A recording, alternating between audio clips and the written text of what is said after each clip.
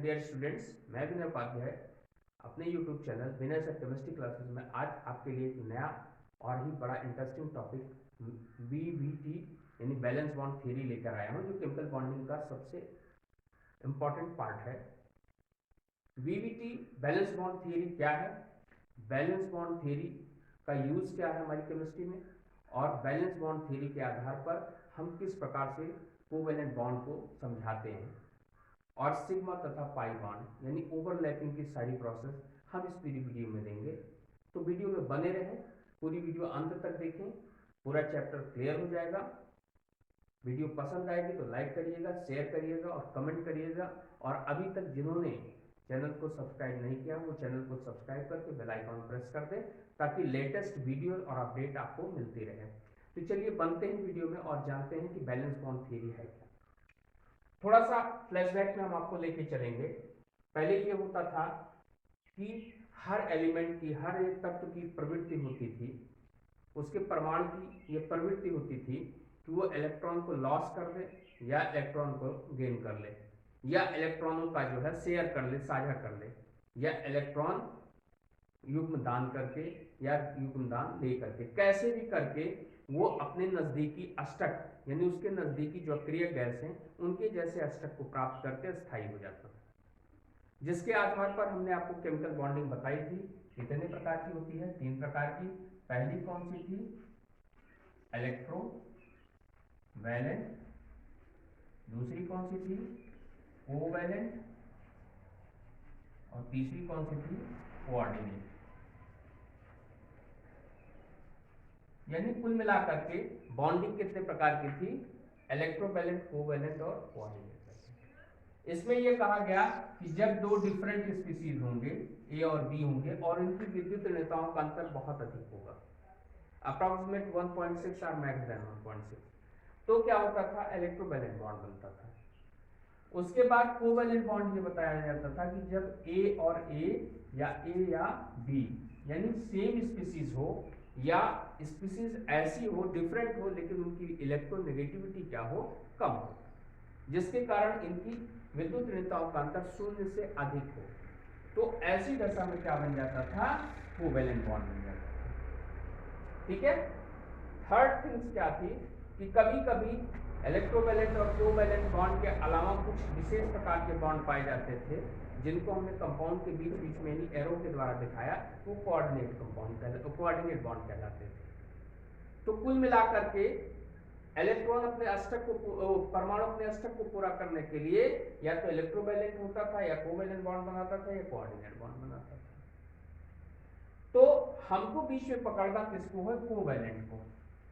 Covalent bond की धड़ल्ले से परिभाषा देते हैं कि जब दो समान अथवा स्लाइटली डिफरेंट परमाणु जिनकी विद्युत ऋणताओं का अंतर 0 या 0 से कुछ अधिक होता है, वो एक दूसरे के समीप आते हैं, तो अपने अष्टक को पूरा करने के लिए क्या करते हैं, इलेक्ट्रॉनों की साझेदारी करते हैं, शेयरिंग करते हैं, और शेयरिंग के फलस्वरूप क्या बनता है, कोवैलेंट बॉन्ड बनता है।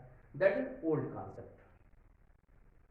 बाद में एक थियरी आई जिसको बैलेंस बॉन्ड थियरी कहते हैं। यह जब थियरी आई तो उसने कोवैलेंट बॉन्ड के फॉर्मेशन को ही बिल्कुल उलट कर दिया। इसने कहा कि वास्तव में कोवैलेंट बॉन्ड जो है वो इलेक्ट्रॉनों के साझे से नहीं होता, बल्कि परमाणुओं में अर्ध भरे कक्षकों के अतिव्यापन से होता है। फिर से देखिए, मॉडर्न कॉन्सेप्ट में आधुनिक विचारधारा जिसको बीवीटी कहते हैं, बैलेंस बॉन्ड थियरी कहते हैं, उस थियरी के अकॉर्डिंग ये कहा गया कि बंध जो कोवैलेंट बॉन्ड होते हैं वो कोवैलेंट बॉन्ड इलेक्ट्रॉनों के साझे से नहीं बनते, बल्कि रदर किससे बनते हैं, जो संयोजी इलेक्ट्रॉन होते हैं उनके बाह्य कोश में जो अयुग्मित अनपेयर्ड ऑर्बिटल होते हैं, उन ऑर्बिटलों के ओवरलैपिंग से बनते हैं। That is valence bond theory. Valence bond theory यही कहती है, इसमें कोई बहुत बड़ा कॉन्सेप्ट नहीं है, बस बैलेंस बॉन्ड थियरी ये कहती है कि कोवैलेंट बॉन्ड संयोजी परमाणु के बाह्य कोश में उपस्थित अनपेयर्ड ऑर्बिटल्स के ओवरलैपिंग के कारण होता है। तो फिर से देख लीजिए, अब इस पूरे कॉन्सेप्ट को समझ लीजिए। कि कोवैलेंट, मैंने बताया जैसे आप कल्पना करते हैं ये इसका नाभिक है, किसी भी परमाणु का न्यूट्रॉन और प्रोटॉन युक्त होता है, ठीक है। न्यूट्रॉन पर कोई आवेश नहीं होता, प्रोटॉन पर धन आवेश होता है, तो पूरा का पूरा पिंड क्या होता है, नाभिक धनावेशित होता है। ये कॉन्सेप्ट कई बार मैंने बता दिया। इसके बाद क्या होता है, इनके चारों तरफ कुछ निश्चित कक्षाएं होती हैं जिन्हें सेल कहते हैं।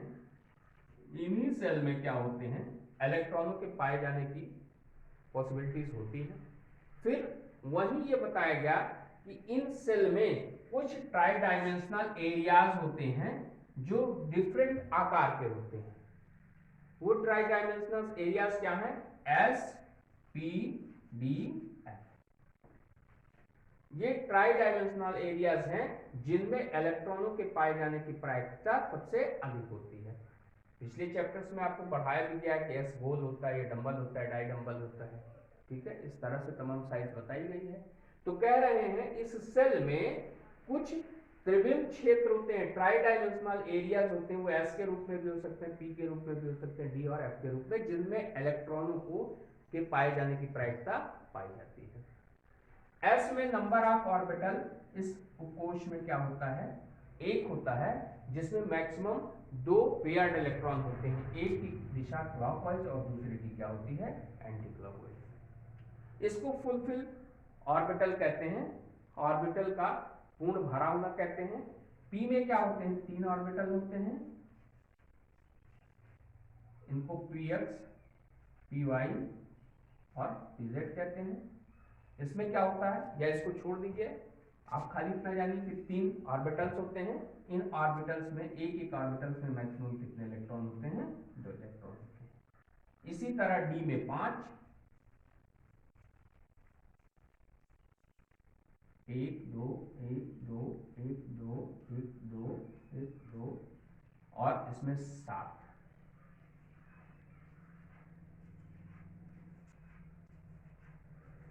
और सब में 1 2 1 2 1 2 1 2 1 2 1 2 1 2। इस तरह से नाभिक के चारों तरफ कोश में जो उपकोश एस होते हैं उनके कुछ विभिन्न आकार के त्रिविम क्षेत्र होते हैं, जिनमें एरियाज होते हैं, जिनमें इलेक्ट्रॉनों के पाए जाने की प्रायिकता अधिक होती है। इन्हें ऑर्बिटल्स कहते हैं। इसी ऑर्बिटल्स में क्या होता है, एक दूसरे के विपरीत क्रम में क्या करते हैं, इलेक्ट्रॉन भरे जाते हैं। यहां तक क्लियर हुआ। अब वे परमाणु जो संयोजकता में भाग लेते हैं या वो परमाणु जो बंध बनाने में भाग लेते हैं, उनके बाह्य कोश में, उनके आउटर मोस्ट में अनपेयर्ड इलेक्ट्रॉन होते हैं। ऐसे 2 अनपेयर्ड इलेक्ट्रॉन या 3 अनपेयर्ड इलेक्ट्रॉन युक्त परमाणु जब एक दूसरे के करीब जाते हैं तो उनके इन ऑर्बिटलों का क्या हो जाता है, ओवरलैपिंग हो जाती है, जिसके कारण बंध बनते हैं। तो वैलेंस बॉन्ड थियरी में यह कहा गया कि वैलेंस बॉन्ड थियरी के अकॉर्डिंग कोवैलेंट बॉन्ड इलेक्ट्रॉनों के साझे से नहीं बनते, अपितु संयोजी परमाणु के बाह्य कोश में उपस्थित अयुग्मित ऑर्बिटल के विपरीत चक्रण वाले ऑर्बिटलों के ओवरलैपिंग से होता है। फिर से देखिए, इसको देख लीजिए। जैसे H2, formation of H2 molecule है, इसमें 2 एटम है HH के, एक H और दूसरा H, ठीक है। ये दोनों आपस में जुड़ करके H2 बनाते हैं। तो वास्तव में क्या होता है, इसका अगर कॉन्फ़िगरेशन करते हैं तो 1s1, यानी एक ऑर्बिटल जिसमें केवल क्या है, एक इलेक्ट्रॉन। किसका है ये, 1h1 का। और दूसरा H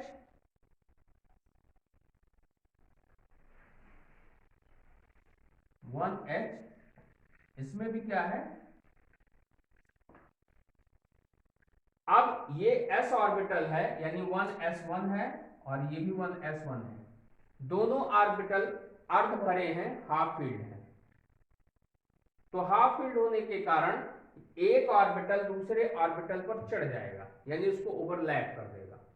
ओवरलैप करने की कंडीशन में क्या होता है, क्योंकि ये विपरीत चक्रण वाले इलेक्ट्रॉन युक्त वाले ऑर्बिटल हैं, तो जब एक दूसरे को ओवरलैप करेंगे तो ऐसी दशा में दोनों का क्या हो जाएगा, युग्मन हो जाएगा, पेयरिंग हो जाएगी। पेयरिंग के फलस्वरूप क्या बन जाएगा, एक बॉन्ड बन जाएगा। अगर एक इलेक्ट्रॉन की पेयरिंग होती है तो सिंगल बॉन्ड, दो इलेक्ट्रॉन की पेयरिंग होती तो डबल बॉन्ड, और तीन इलेक्ट्रॉन की पेयरिंग होती है तो ट्रिपल बॉन्ड। अब देखिए इसमें होगा क्या, ये ऑर्बिटल s है, गोल होता है, और ये इस तरह से यहां पर देखिए बंद बन गया। It's clear. अब देखिए थोड़ा सा बड़ा आइटम ले लेते हैं, जैसे Cl2, क्लोरीन के दो परमाणु आपस में कोवेलेंट बॉन्ड से द्वारा जुड़े रहते हैं। इसका बॉन्ड स्ट्रक्चर क्या होता है, Cl बॉन्ड Cl, ऐसे लिखते हैं। इसमें होता क्या है, Cl का क्या होता है, 17 होता है, 1s 2 2s 2 2p 6 3s 2 3p 1 2 2 4 6 4 10 2 12 12 5 17। तो दूसरा Cl क्या है, इसमें क्या होगा, एक दो इलेक्ट्रॉन,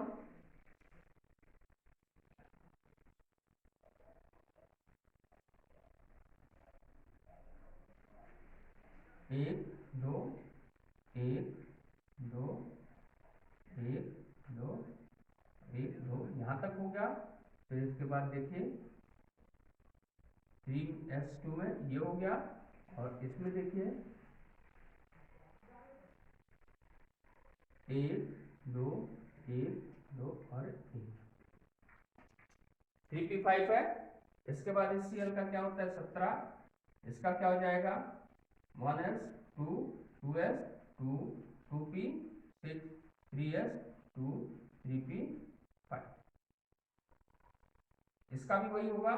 इसमें एक, फिर तीन, फिर एक, फिर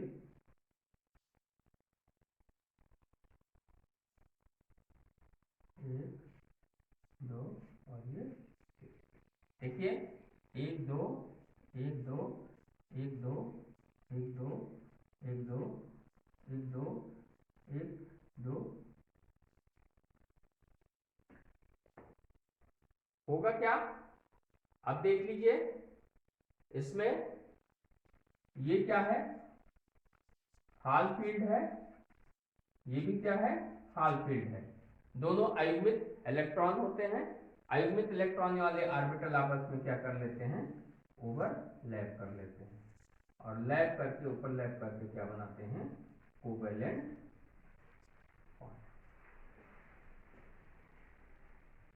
कहने का तात्पर्य हुआ कि किसी भी परमाणु के बाह्य कोश में उपस्थित अयुग्मित इलेक्ट्रॉन युक्त ऑर्बिटल जब किसी दूसरे परमाणु के अयुग्मित विपरीत चक्रण वाले ऑर्बिटल से ओवरलैप करते हैं तो कोवेलेंट बॉन्ड का निर्माण होता है। तो बीबीटी थ्योरी क्या कहती है, बीबीटी थ्योरी ये कहती है कि किसी भी कोवेलेंट बॉन्ड का निर्माण इलेक्ट्रॉनों के साझे से नहीं होता, अपितु संयोजी परमाणु के बाह्य कोश में उपस्थित अयुग्मित ऑर्बिटल का दूसरे परमाणु के विपरीत चक्रण युक्त अयुग्मित ऑर्बिटल के ओवरलैपिंग के कारण होता है। तो इस तरह से आपने H2 का देखा, Cl2 का देखा, इसी तरह आप देख सकते हैं HCl का देख सकते हैं, ठीक है, H2O का देख सकते हैं। जैसे HCl का आप देखते हैं तो क्या होता है, H का क्या होता है 1H यानी 1s 1, और Cl का क्या होता है 17 होता है, 1s 2 2s 2 2p 6 3s 2 3p 5। यहां पर क्या है, अयुग्मित इलेक्ट्रॉन ये है अनपेयर्ड, तो अनपेयर्ड किस में है, S में है, और इसमें अनपेयर्ड किस में है, P में है, ठीक है। तो दोनों की एक की दिशा क्लॉकवाइज होगी, एक की एंटी क्लॉकवाइज होगी, तो ऐसी दशा में दोनों का क्या हो जाएगा, ओवरलैपिंग हो जाएगा, जिसके फलस्वरूप क्या हो जाएगा, H सिंगल बॉन्ड Cl बनेगा। तो जब एक ऑर्बिटल ओवरलैप करते हैं तो सिंगल बॉन्ड बनता है, जब दो ऑर्बिटल ओवरलैप करते हैं तो डबल बॉन्ड बनता है, और जब तीन ऑर्बिटल ओवरलैप करते हैं तो ट्रिपल बॉन्ड बनता है। तो ओवरलैपिंग के आधार पर ऑर्बिटल तो बॉन्ड क्या होते हैं, सिंगल बॉन्ड, डबल बॉन्ड और ट्रिपल बॉन्ड होते हैं। अब बात आती है ओवरलैपिंग क्या है, इसको जान लीजिए। ओवरलैपिंग क्या होती है, यानी एक आयुग्मित ऑर्बिटल का दूसरे आयुग्मित ऑर्बिटल पर चढ़ बैठना, यानी उसको ढक लेना, यही क्या कहलाता है, ओवरलैपिंग या अतिव्यापन कहलाता है। ऑर्बिटल्स का मैंने आकार बता दिया, कोई गोल होता है, कोई डंबल होता है, कोई डाई डंबल होता है। तो जाहिर सी बात है जब ऑर्बिटल एक दूसरे को ढक लेंगे तो ढकने की यही क्रिया क्या कहलाती है, ओवरलैपिंग कहलाती है। और ओवरलैपिंग के आधार पर बॉन्ड कितने होते हैं, दो प्रकार के होते हैं। पहला बॉन्ड है सिग्मा बॉन्ड और दूसरा बॉन्ड है पाई बॉन्ड। तो सिग्मा बॉन्ड और पाई बॉन्ड कब बनते हैं, या अगर दिया गया बॉन्ड सिंगल बॉन्ड है, डबल बॉन्ड है, ट्रिपल बॉन्ड है, तो कौन सा बॉन्ड सिग्मा बॉन्ड होता है, कौन सा बॉन्ड पाई बॉन्ड होता है, इसको आप यहां से समझ सकते हैं। तो चलिए देखिए सिग्मा बॉन्ड क्या है, पाई बॉन्ड क्या है। मैंने आपको बताया कि ओवरलैपिंग दो प्रकार की होती है। ओवरलैपिंग दो प्रकार की होती है, एक होता है लीनियर और दूसरा होता है साइड बाय साइड। एक होता है रेखीय अतिव्यापन और दूसरा होता है पार्श्व अतिव्यापन। ठीक है, रेखीय अतिव्यापन क्या है, पार्श्व अतिव्यापन क्या है। रेखीय अतिव्यापन के फलस्वरूप कौन सा बॉन्ड बनता है, पार्श्व अतिव्यापन के फलस्वरूप कौन सा बॉन्ड बनता है, इसको आप देख लीजिए। रेखीय अतिव्यापन कब होता है, देखिए जब एक S दूसरे S के साथ ओवरलैपिंग करता है, ये S है, ये S है। जब एक S दूसरे S के साथ ओवरलैप करता है तो उस दशा में जो ओवरलैपिंग होती है उसको रेखीय अतिव्यापन कहते हैं या लीनियर ओवरलैपिंग कहते हैं। कैसे, क्योंकि ऐसी दशा में इनके एक्सिस क्या होते हैं, एक सरल रेखा में होते हैं। क्योंकि ये गोल संरचना है इसलिए इनका कोई कार्तीय तल फिक्स नहीं किया जा सकता। ये जब भी ओवरलैप करेंगे तब क्या होगा, लीनियर ओवरलैपिंग होगी। ठीक है, और लीनियर ओवरलैपिंग के फलस्वरूप जो बॉन्डिंग होती है, यानी यहां पर जो युग्मन होगा उससे जो बॉन्ड बनेगा वो बॉन्ड हमेशा क्या कहलाएगा, सिग्मा बॉन्ड। यानी जब पी एस और एस एक दूसरे को इस प्रकार ओवरलैप करें कि उनकी ओवरलैपिंग में उनके एक्सिस क्या हो, एक सरल रेखा में हो, एक सीधी रेखा में हो, तो यहां पर ओवरलैपिंग जो होगी वो रेखीय अतिव्यापन होगा और बनने वाला बॉन्ड क्या होगा, हमेशा सिग्मा बॉन्ड होगा। फिर देखिए जब एक पी ऑर्बिटल या एक एस ऑर्बिटल और दूसरा पी ऑर्बिटल, फिर से देखिए जब एक s ऑर्बिटल और दूसरा p ऑर्बिटल, कैसे, s कैसा होता है, गोल, ये इसका केंद्र है, और p ऑर्बिटल कैसा होता है, डंबल। एक दूसरे को इस प्रकार अतिव्यापन करें कि उनके भी एक्सिस क्या हो, एक सीधी रेखा में हो, यानी ये s है और ये p है, इनके एक्सिस भी एक सीधी रेखा में हो, तो ऐसी दशा में इस तरह की ओवरलैपिंग के फलस्वरूप जो बॉन्ड बनता है वो कौन सा बॉन्ड होता है, सिग्मा बॉन्ड। यानी एक सीधा सा कॉन्सेप्ट है, लीनियर ओवरलैपिंग के द्वारा जो भी बॉन्ड बनेगा वो हमेशा क्या होगा, सिग्मा बॉन्ड होगा। ठीक है, अब बात आती है तीसरी कंडीशन। ये तो हो गया एस एस और एस पी के बीच में, जब एक पी दूसरे पी के साथ इस प्रकार का ओवरलैप करें कि उनके अक्ष क्या हो, एक सीधी रेखा में हो। कौन कौन, ये पी और ये पी, तो यहां भी बॉन्ड जो होगा वो सिग्मा बॉन्ड। तो क्या कंडीशन सिग्मा बॉन्ड के लिए, लीनियर ओवरलैपिंग किसके किसके, एस और एस के बीच, एस और पी के बीच, और पी और पी के बीच। कौन सा ओवरलैपिंग हो, लीनियर हो।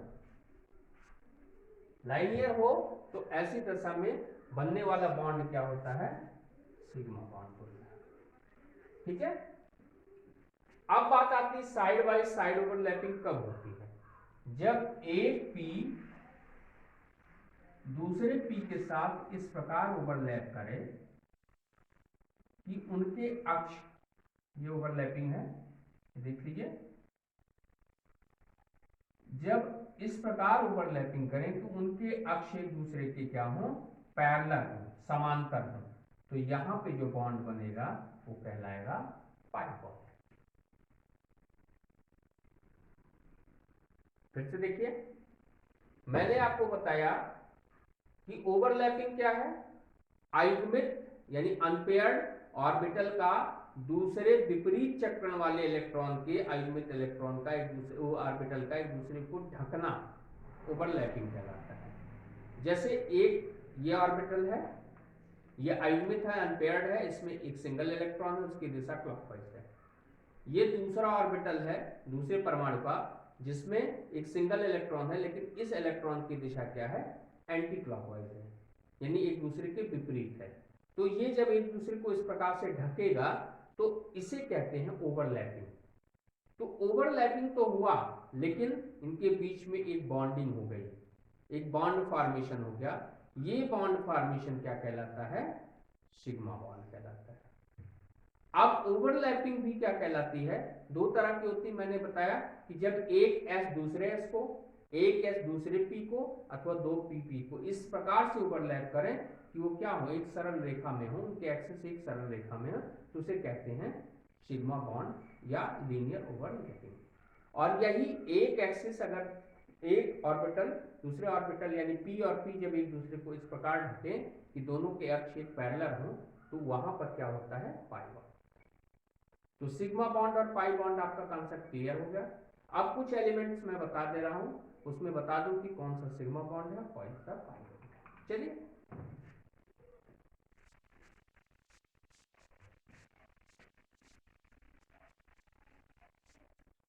देखिए, जैसे हमने CH4 ले लिया, मीथेन ले लिया। मीथेन की संरचना जब हम बॉन्ड स्ट्रक्चर बनाते हैं इस तरह से, H H H। एक कॉन्सेप्ट ये भी याद रखिए, अगर सिंगल बॉन्ड है तो ये सिग्मा बॉन्ड होगा, डबल बॉन्ड है तो एक सिग्मा होगा और एक पाई होगा। अगर ट्रिपल बॉन्ड है तो एक सिग्मा होगा और दो पाई होगा। समझ में आई बात। तो यहां पे कितने बॉन्ड हैं, सिग्मा ही है, ये सिग्मा सिग्मा और सिग्मा, सारे चार बॉन्ड सिग्मा हो गए। अब इनको, जैसे ये कार्बन है, इसने अपना पी किसके किसके बीच में हो रहा है, क्योंकि देखिए सी क्या होता है, सी का होता है 6, 1s 2 2s 2 2p 2। Bonding आयुग्मित electron किसमें है, इसमें। ठीक है, तो किसके किसके बीच हो रहा है, p, और h में क्या होता है 1s 1, इसमें क्या है, यानी किसके किसके बीच हो रहा है, p और s के बीच में। तो ये हो गया, ये हो गया, ये हो गया, ये हो गया, ये H H H H। ठीक है, ये देखिए, ये कौन सा, sigma bond sigma bond sigma bond, और ये सिग्मा बॉन्ड। समझ में आ गई बात। यानी सिंगल बॉन्ड होगा तो सिग्मा बॉन्ड। फिर से देख लीजिए, और जैसे डबल बॉन्ड युक्त कोई ले लीजिए, डबल बॉन्ड युक्त आपने ले लिया CH4, सॉरी CH4 तो हो गया। अब ले लीजिए C2H4, C2H4, इसको बनाते हैं C double bond C H और H और ठीक है। मैंने बताया सिंगल बॉन्ड है तो क्या होगा, सिग्मा सिग्मा सिग्मा, ठीक है, ये हो गया। अब इसके बाद इसमें दो बॉन्ड है, मैंने एक बताया कि एक पाई हो जाएगा और दूसरा हो जाएगा सिग्मा। कैसे, ए है कार्बन, कार्बन की 4 संयोजकता होती है, यानी 4 पी होते हैं, 3 पी हाइब्रिड 4 पी हो जाते हैं। इसने यहाँ कर दिया, ये ऐसे हो गया, इस कार्बन ने ऐसे कर दिया, सॉरी दो ही बना, ठीक है, C2H4 बना रहे, हो गया, ये हो गया और ये हो गया। तो ये देखिए, ये हो गया, ये H का हो गया, ये H का हो गया, ये H का हो गया, ये देखिए, ये लीनियर, ये लाइनियर, ये लाइनियर, ये लाइनियर, और देख रहे हैं, ये H, ये H, ये H, ठीक है।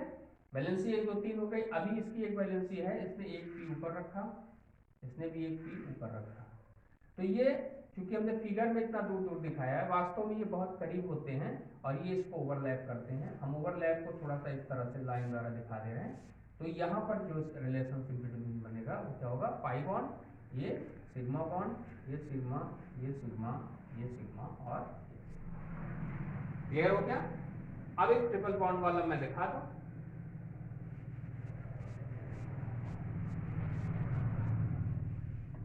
ट्रिपल बॉन्ड वाले में देखिए C2H2 को ले लेता हूं, C triple bond C H, और इसमें ये सिग्मा एक सिग्मा कर दीजिए, बाकी दो पाई, ठीक है।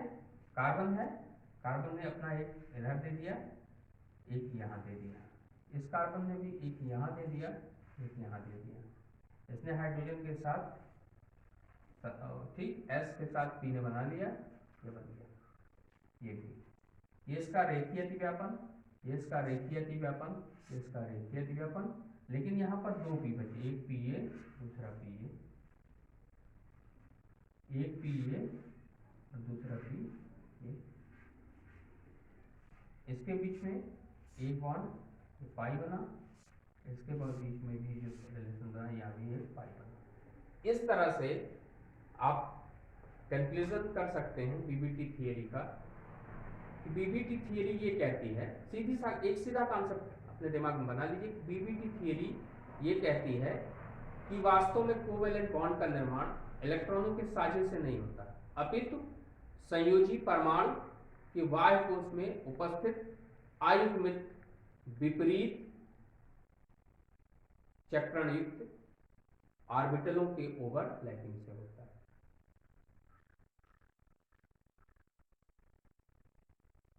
वीडियो पसंद आई हो तो लाइक करिए, शेयर करिए और कमेंट करिए, ज़्यादा से ज़्यादा वीडियो को शेयर करिए। Thank you.